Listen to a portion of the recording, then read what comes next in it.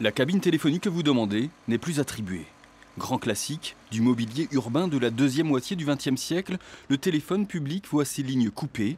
En 2014, il n'en restera que 28 sur 145 à Poitiers. On a eu sur l'année 2012, la dernière année, 40% de baisse du trafic et sur les 10 années précédentes, on a eu 90% de baisse du trafic.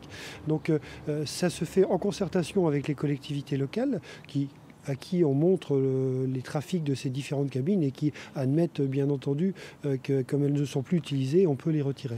Le tueur de cabine, c'est bien sûr le mobile. 65 millions de lignes en France à l'heure actuelle.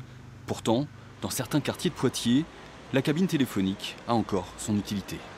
J'ai pas de fixe et j'ai pas de portable chez moi, donc je me sers de la cabine. Et vous savez qu'il y en a beaucoup qui vont être supprimés à Poitiers, qu'est-ce que vous en pensez? Je trouve que c'est dommage parce que ça remet à service quand on n'a pas autre chose. Pour certaines personnes, comme ce jeune homme qui n'a que ça, c'est le lien qu'il a régulièrement avec sa maman, donc une fois par semaine. Maintenant, c'est vrai qu'on est au jour où il y a des portables.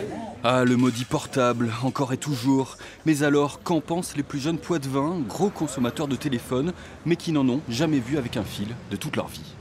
Nous, on s'en servait comme abri quand il pleuvait. Sinon, non, on s'en servait pas. C'est vrai que c'est du passé, c'est vrai, mais c'est toujours utile quand même. Au moins une ou deux dans chaque quartier pour pouvoir téléphoner, ou les appels d'urgence par exemple à la police, les pompiers ou les trucs comme ça. Bon, les vrais nostalgiques pourront toujours passer des coups de fil vintage dans les cabines téléphoniques des gares, des établissements scolaires ou des hôpitaux, qui elles ne sont pas touchées par ces suppressions, et cela représente quand même 30% du parc global.